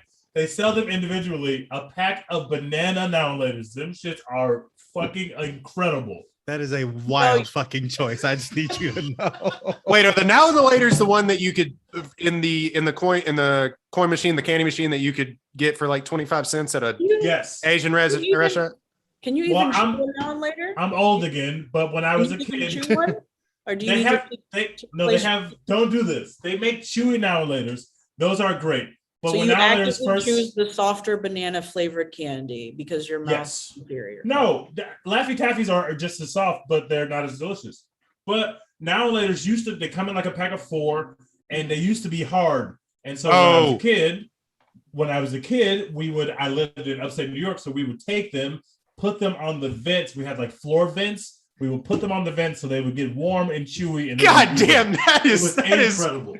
That is incredible. Sad. That is sad. So much effort for something that's so trash. Hey, you can just get a Starburst. Just get a Starburst. A Starburst doesn't have banana. They need a banana flavor. I'm gonna write. Doesn't get any more picks. No, when I think of banana flavored, I think of the the hard candy that you can get a handful of out of a dispensing machine. Yes, You're talking about runts. You're talking about runts. Those banana runts are delicious. Those banana runts taste like shit, and that's what I think of when I think of banana candy. They're delicious. Those are not as good as what I picked, but those are delicious as well. Bananas should just be bananas. Bananas are fine as they are. Just real fruits, perfect regular fruits. Banana flavor doesn't taste like anything on this planet. It's like blue raspberry. Yeah, like not naturally occurring. Like if it actually tasted like banana, you'd be like, oh, this doesn't taste like anything. You know what I mean? Like it does taste like it tastes awful to me. So I will admit that nothing banana flavor tastes like banana, but I like bananas and banana flavor. So do you know what flavor you're eating that you enjoy? You can't even say what flavor. It's not banana. Whatever they have in the vaccine is the same thing they put in the yellow Laffy Taffies. It's delicious, bro. I don't know what's in that shit. I don't care what's in that yellow now and later off of upstate New York. We can't go past that. You were eating now and later's off of vents off your floor. How broke are you? What is this? They're wrapped in paper, guys. It's not like I was putting it on the actual vent. It has a paper wrap on it. Like imagine a Starburst. Like it's wrapped in paper. You know what the thing about now and later's is that you have to eat half the packet because those packets don't come off those fucking now and later's. You get them off and there's like paper. Apparently they have that doesn't happen with that doesn't happen with the chewy ones. They come off easily. But they did used to have that problem. You're the only person that knows that now and later's had to rethink their whole strategy and make chewy ones where the paper doesn't come off. They're just like guys, kids are complaining, parents are complaining that they're eating half the package. They're eating half the package. They're like, guys, paper, I mean, it's not that harmful, but enough of these. Hey, we call that innovation where I'm from. That's innovation. I respect them for staying on the cutting edge of things. The mean streets of upstate New York. Teej's gonna take like candy Tums with his next thing, like banana flavored. What the? My next pick will also be unpopular, but less unpopular than the one I just picked. We have to do the worst candies at the end of the draft, by the way. Grape flavored shit doesn't occur in nature either. I don't know. No, I don't know what that. Raisins taste great. All right, Dex, 2 picks. We gotten off the rails. Yes, I'm gonna just do my 2 picks really quick. I'm gonna take Airheads and Jolly Ranchers. I love both of those dearly. Don't slander my pick when you pick Jolly Ranchers. Jolly Ranchers are mid. Extremely mid. No. Them shits take 39 hours to finish Dex, we're not even registering this. The guy that says banana now is now slandering Jolly Ranchers. No, I don't understand. What's the favorite Jolly Rancher? I love the blue raspberry one. Speaking of blue raspberry. Jolly Ranchers get stuck to your teeth. They take a long time to eat. Jolly Ranchers were never good. All of them are bad. All of them are bad. 40. You're only slandering candies that are hard to eat. It's candy, but not the now and laters that you had to cook on your van. He was grilling up some now and laters. He was grilling up some now and laters on a George Foreman grill, and he's slandering Jolly Ranchers. Those are inconvenient to eat. I hate those things. I hate them. Jolly Ranchers are inconvenient, but you and your friends were like cooking down banana now and laters. Look at the flick of the ring. He was like cooking them. We were warming them up. A trap house for now and laters. Your only gripe with the candies you don't like aren't even the flavors. It's the fact that you can't chew them. Jolly Ranchers don't taste good, and they have horrible texture. I hate Jolly Ranchers. I will say this about Jolly Ranchers: if they get left in the sun for just like Yeah. 2 Oh seconds. my God. You cannot get the packet off Get them out of the wrapper. Yeah. A pain to get out of It's the the wrapper. stickiest substance on the planet. I don't Yeah. know what. Like, There's so much flavor in it, though. I love them. did you do the thing with Airheads to get them out of the packet where you just like flicking No. around like that? You didn't do that? All right, whatever. I didn't know that was a thing. Okay, But Yeah. Airheads are delicious though. Great pick. Airheads are the ropes. No, it's not a rope. It's like a. It's like a taffy. rectangle- It's like a bookmark. basically. Yeah, it It's is like a bookmark. Yeah, it's like a bookmark. It's like a tangy or a sour Laffy Taffy almost. I think one of mine was a pick, but I think I need to change it. It's basically a sugar bookmark. I can't believe that they fed these things to us. By the and way, we Mo, were fucking ready. Banana Laffy Tap, banana now there's off the table, so cross it off your list as well, Mo. Thank you.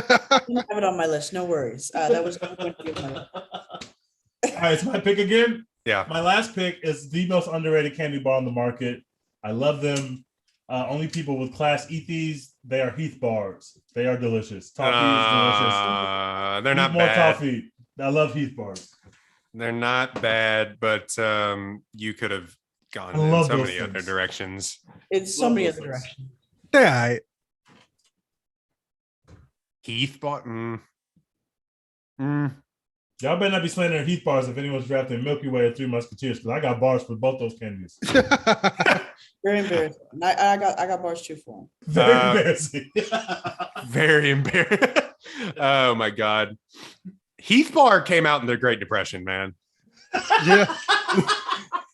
Heath So bars did have everything else. Heath bars have 1,000 years old. He's just 70 years old.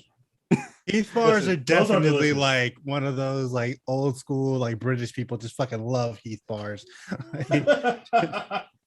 British conservatives just fucking dominating the love Heath bar them. sale. I have a Delicious. childhood. I feel like this reflects Teja's childhood. We may have a separate. Delicious. I'm gonna go with my favorite. Shout out to ET. People don't like these as much. I love them. Reese's Pieces. It's my favorite. I don't know why. Delicious. Can we let you do that? I don't know if we can let you do that. Yeah, There's already been- Reese's cups and Reese's. He took a Reese's candy There's bar. been 3 Reese's products taken. You see who the real goat is at the table when they got 3 products taken. They're like the fucking Yes. Alabama. of Somebody candies. lying, bro. You can't be in the draft. You can't be in the draft with Reese's Pieces and Reese's. You can't. Yes, gotta you make- can. Yeah. It's like Yes. Alabama can send their quarterback, their running back. No, that's not what that is. safety to the draft. That's what happened. Reese's No. is just putting out product and putting out heat on the streets. We can't take that away from them. Will you not allow me to draft it? If not, I got a different one. No, draft something different just so we can hear a different answer. Yeah, so we can let's play draft a this. different one. Let's see. Fine. I would like for the record to be noted that I actually took a good candy. I'm gonna go with Sour Patch Kids though. Oh, never mind. Give them the first candy back. Sour. I'm glad we're bringing sour into it. That's what I wanted to do. No, sour candies are trash, bro. Oh, okay. Sour Patch Kids are candies sour. are bad. They're sour, then they're sweet. Grandpa Tej would understand. Okay. The watermelon one's hit though. I don't even like Okay, watermelon wait, shit wait. most of the time, Okay. but the watermelon's hit. That's true. Let's I have will a take back. conversation. What? I will amend my statement. The watermelon Sour Patch Kids are fucking delicious, but the regular Sour Patch Kids are trash. Sour candy is elite. I was that kid. Oh, eating sour. brother. You look Were like you you- ate sour candy as a kid. Sour candy is trash. I Wait, love- did you have silver teeth? No, I didn't. I never had a cavity. What's your I've favorite never had sour a candy? cavity. I know everyone else in my life has had cavities. I'm the only one that's never had a Were cavity. you eating? Were you eating Lucas out of the bottle? Yes, you were. Ew! You were eating warheads as a kid? I hated Love those. warheads. Okay, I was about to draft warheads, but I'm not going to draft warheads Don't draft warheads. Those are because trash. I haven't had warheads in a while. Like I'm trying to think like candies that I actually eat, and I don't eat a lot of candy. Unfortunately, Albany's gummy bears are candy. In my head, I was eating a very sophisticated snack. Okay, so I can't draft Airhead Extremes, right? Because you said Airheads. Is that What that's are Airhead Extremes? the ropes? Yeah, they're like rainbow, like The rainbow rope. Oh, I've seen those. Oh, you can draft those. If I can draft another Reese's product, then you can draft those. Okay, so that if I can't do that, then sour punch straws. So Sour incredible. punch straws. Sour punch straws. I haven't had one of those things in a long time. Oh, Also, Also, the stickiest substance on the planet. I don't know what. Sour Punch straws were the fucking skating rink classic. Okay, They were fucking up. I was just about to say, I remember the commercials for these two, and it was always like a 13-year-old white skater boy. And I'm like, I'm a 13-year-old white skater boy. These candies are amazing. If All you of the bad kids were eating those fruit punch straws. All the bad kids that went to juvie ate sour punch straws all the time. This is So that's very you and Dex. That's This you is and Dex. so wrong, if you were This is you were on a problematic. field trip to the skating rink as a kid and you had money to buy Sour Punch straws, you were the man. You were the Look, goat. Sour Punch straws are so good. I had people try to drink like just to be extra nasty, try to drink like Dr. Pepper through them like they were actual straws or something like that. When it's just like, Yeah, I'm just saying, Candyman can't hide like blades and shit in Sour Punch straws. this is true. That's true. That is true.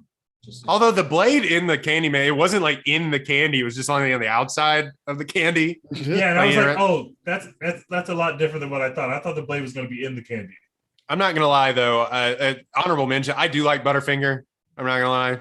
You slandered Butterfinger, and then you came back to draft them. Yeah, I can't get draft it. is over. The draft is over. The draft is over. That's I true. can't remember. Do y'all remember the and the fact that Butterfinger like partnered with the Simpsons for a while and they had the Butterfinger BBs? Do y'all I remember those? that. I remember Butterfinger that. BBs were good. Yeah. Worse candies though. I had a girlfriend in high school who absolutely loved Swedish fish. That shit stinks. Yeah, Those are awful. I I'm like with you. Swedish fish. There is nothing, there's no flavor to that. I None. like Swedish fish. I would never buy it. It would never be my first choice. But if somebody had some at the crib and I was high enough, I would eat them. That's a lot of stipulations to Yeah, like That's fair. Candy Swedish by fish are one of definition- those. they don't taste like by anything. definition should not be. Yeah. They're one of those things you just like you start eating them and you just got to keep eating them to like kind of get the taste out of your mouth until you can get something else. Because like they have an aftertaste if you stop eating them. Yeah, they taste like an eraser. Yeah, you just have to keep eating them until you can like get something else in your system. The worst Dex- candies are atomic fireballs. Only bad kids ate those. Why would you want to eat that candy for 20 minutes to get to the part that's good when you got to deal with all the fucking spicy candy? That shit is trash. Man, I hate warheads too, to be Me too. honest. They were awful. I hated that trend as a kid. Yeah, They're awful. warheads. You always why knew people do that to themselves. you always knew some white trash kid that was like, if you ate too many, you could split your tongue in half. I'm a white. That was Mo. Mo was that white literally trash me. kid. I'm the white teenager eating warheads and airhead extremes. I don't know. Red Hot stink too, by the way. Hot tamales are bad. The worst by far are red vines and Twizzlers. I don't know why you guys eat. No, Twizzlers are delicious, but red vines are gross. They taste Uh, exactly the same to me. I'm not gonna No, lie. they I don't. don't like either. No. My fiance likes Twizzlers, but only the cherry Twizzlers. Oh, those are really I bad. didn't know there were other ones, but No, there are other ones. that's terrible. But I'm looking all at a licorice list. is a no for me. Red licorice, black licorice. I'm good. No. I'm looking at a list, and literally one of the most popular candies is Werther's Original. Like, how old do you have to be? Hey, I know only old people eat those, but those are fucking delicious. Those are Teej supporters, so we're just gonna. Those are delicious. I don't. Yeah, buy I'm them. not. I'm not but gonna they're lie to you. delicious. There's a reason that the They word is slap. original been They around slap, for so bro. long. They are really good. There's a reason they stuck in the game so long. You just old people just need something that they can just like gum to death. That's what That they. and butterscotch. Oh my god, my grandma used to have so much butterscotch. I fucking love Butterscotch is so good. Terrible. that. The worst candy on the planet, though, hands down, easily almond joy. That shit is That's facts. fucking That's garbage. Trash. Coconut Garbage. is unserious. Everything. Don't put coconut in anything. The Don't better give me version coconut of that. any fucking thing. The better version of that is mounds. Like if you're gonna eat like a coconut and chocolate, like why do we put a almond on the top of it? Like a single So almond. much going on. Like Fuck- I'm gonna fuck bite into almond this and break my tooth because like I was like going too fast. Why is there a rock on the top of my candy? No, Fucking almonds are hate good. them. I don't want to slander almonds. Almonds are good by themselves. Almonds are good if you flavor them with something, but just salted almonds are not good. Salted almonds aren't good. No. I'm not gonna lie. You can rarely find them except for in the packs of like the Hershey variety candy, like a straight up Hershey bar, whatever. But like the Mr. Good bar, have you ever had those? I've had It's like those. Yeah. it's like a candy from the 1910s. But like if you had that, it's really good.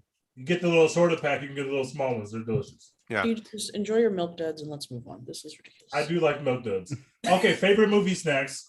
And then we got to have Mo say her craziest movie hot take.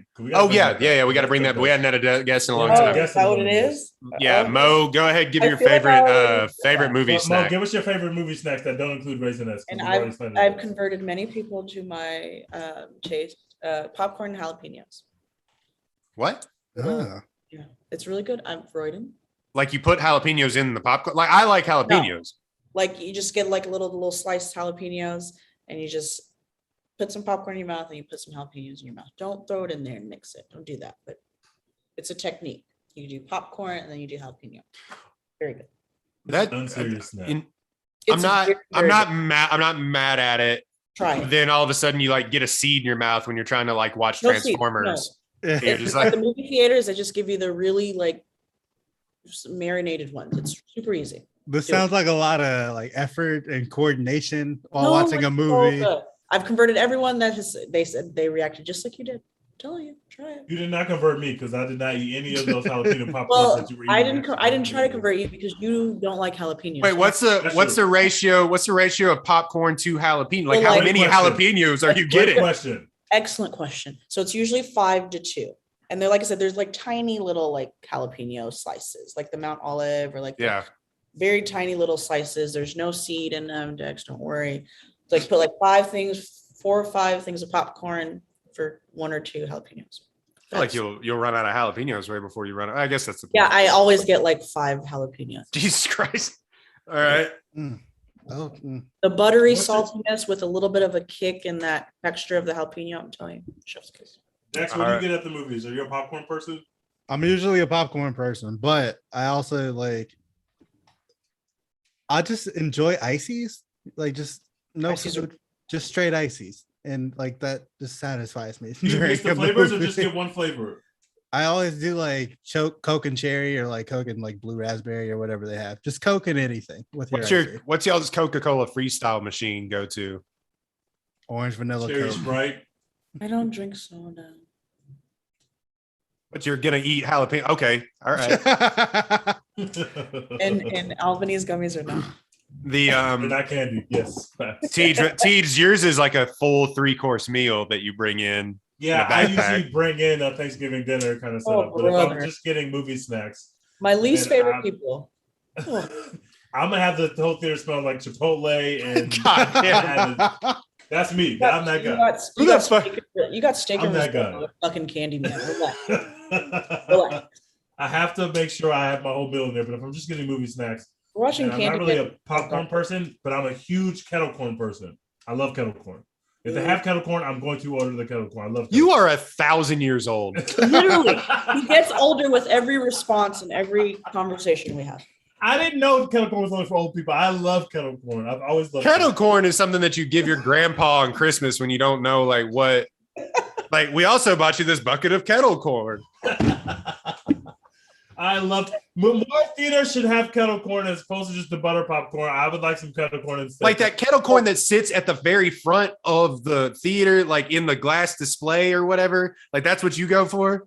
I like it if they have it the fresh one there, but even that No, little kettle bag corn- that you get like at the amusement park, I'll take that too. I love all kettle Kettle corn. corn tastes like old popcorn. I don't understand this. No, it doesn't. I It tastes like fuck with delicious kettle popcorn. corn. I'm with It's you on this, delicious. Tej. I fuck with kettle corn. Yeah. Not over buttered popcorn, but I do Right. fuck with kettle corn. Yeah, I'm not gonna go over like I've recently gone back around on popcorn. I never really was. I love I'm gonna like burn my taste buds off because I love the butter salt actually on that stuff. Like the whole Oh, I'm gonna burn my taste buds off because all of a sudden you're just like I can't. I'm so dehydrated. What happened? But I'm a Reese's Pieces guy because I just don't eat candy in everyday life. So like, where else am I just gonna go be like? I don't ever see those at movie theaters. Maybe because I block it out of my they're mind. always there because the people that have good taste buds are eating them. Where I will they say that candy is way more expensive than anything else, though. They mark that shit up way high too. Right. Like popcorn's marked up for what it costs to make it, but like candy is Why don't you ridiculous. just bring your own Reese's Pieces? Like you can 'Cause just- I always forget. Well, if Fair you enough. offset the cost by bringing in your whole dinner, then you don't mind paying the markup. Of the movie. Nobody wants Boston Market in the goddamn movie theater, T. I want Boston Market in the movie theater for We sure. don't slander you enough for that. You brought in a whole rotisserie chicken. What are you doing? I love Boston Market. It Why is you delicious. took Boston Market into the movies? I've done this multiple times. I used to have to go to a movie theater that was next door to a Boston Market. What is the I would hit logistics? I would hit the double up. Jesus I would hit the double What up is every the time. logistics And I of? love Boston Market. That's all. Oh, it's easy. You don't try to hide it. You either have a backpack when they don't check your backpack. You and have a like- Boston Market backpack? No.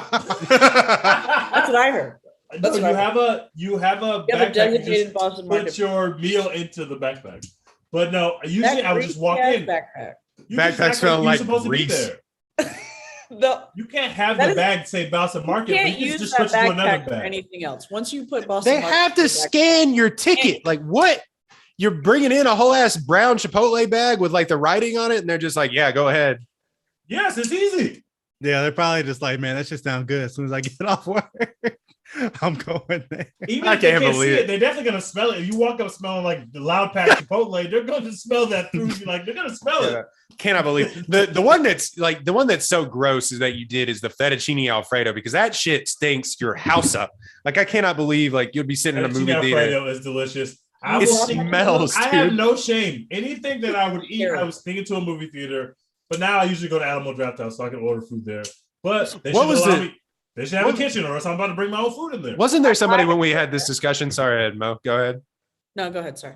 Wasn't there somebody that had this discussion that they said that they brought chitlins into the movie theater and everybody like that's disgusting. Somebody did say There's that. no That's fucking. disgusting. Why are you doing that? What's wrong with you? Guys. But I don't eat chitlins. I've had them before, but I don't eat chitlins. I smells would never eat. nice. Popcorn smells nice. That's why it's a movie snack. It smells nice and it calms you down. And we come Ever in had somebody make- expecting to smell popcorn. We're You not ever had here somebody to. make popcorn at work? That shit don't smell nice. If somebody burns popcorn at work, your whole day is over. Your whole day is Sorry fucked. that you don't know how to make popcorn. Every time Well, I don't make popcorn at work. I lied earlier. I do drink soda only on one occasion, and it's Shirley Temples. No, take it back. You're 1,000 years old. What? Shirley Temples are so good. Either 1,000 years old No, or I'm 10. very young. Or I'm in 10. 8th grade. I'm very young.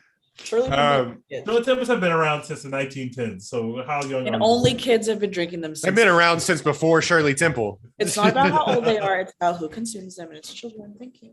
All right, Mo, we've come to the point of a very long podcast where we need the best part is your hottest film industry movie actor, actress, director take.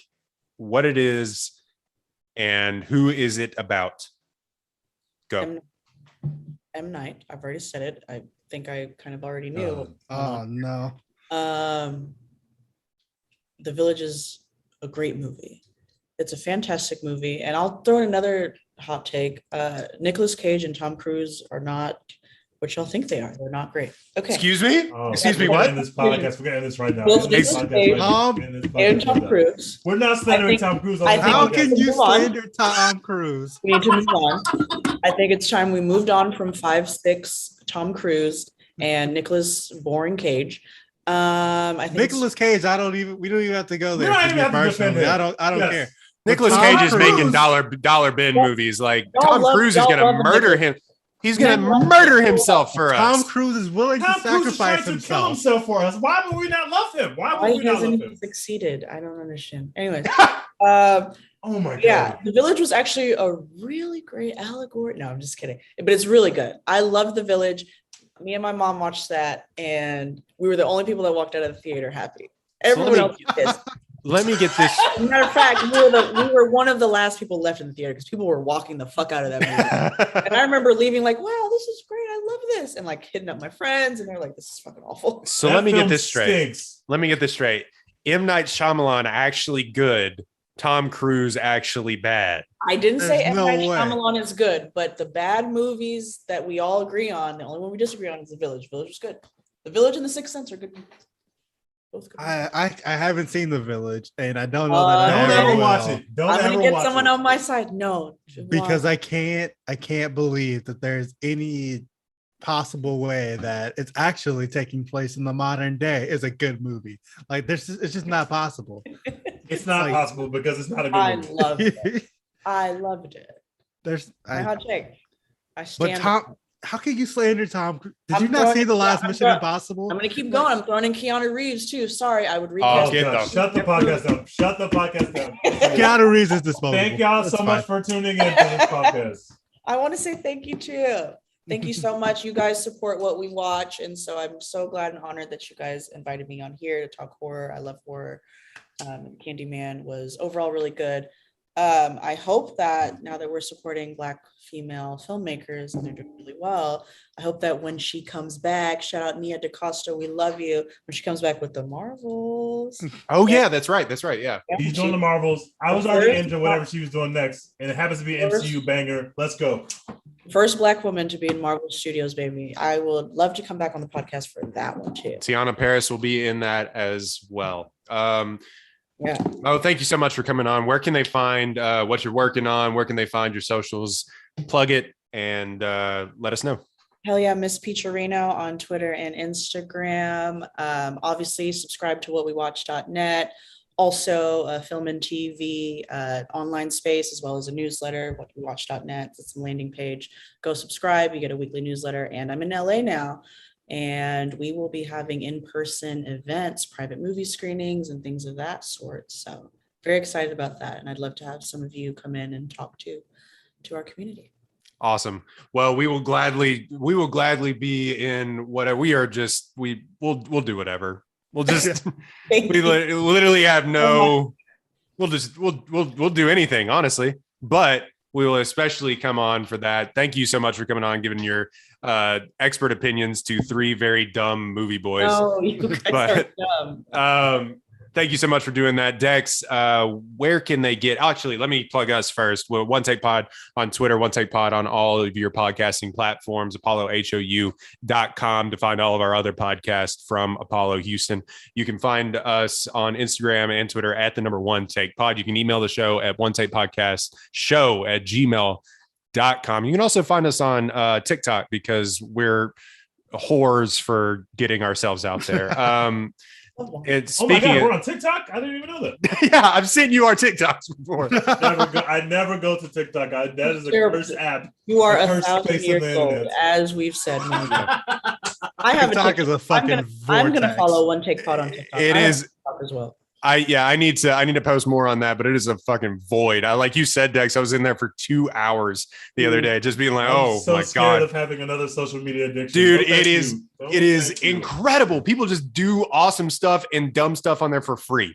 It is like it is it's Literally incredible. Twitter too, but except Yeah. you get to see people. So TJ, Except it has the Facebook scrolling algorithm that just keeps you locked in. Anyway, the Russians and the Chinese are brainwashing us with these They things. know So- so much about Oh my me. God. They know things about me I didn't know about myself.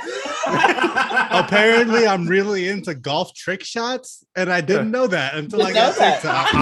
I'm into stay-at-home dads. Like Yes. that's what I'm into now. Goals. Yeah. So anyway, Dex, where can they find all of the Dopest Houston merch and what is our promo code? ApolloHOU.store. We sell the best Houston merch you've ever seen, Astro stuff, Rocket stuff, Texan stuff. You can support all the podcasts on the Apollo Network on there with our t-shirts. Buy a One Take Pod t-shirt. And then if anything is too expensive for you, just use promo code One Take Pod, ONETAKEPOD. You'll get 10% off. Stay tuned for more dope merch coming soon. Also, who may we be supporting other than Mo here, but who are also are we supporting? We are always hashtag support Florence Pugh every single day. And we're also doing, one other single thing day. that I want to talk about on a serious note. We had a friend of the pod who's been going through some things recently. I'm not gonna blurt her name out. I don't know what she wants publicly stated and all that.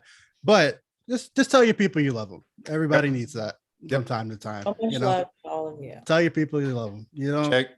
don't have to wait for them to be gone to say how much they mean to you, or for them to almost be gone.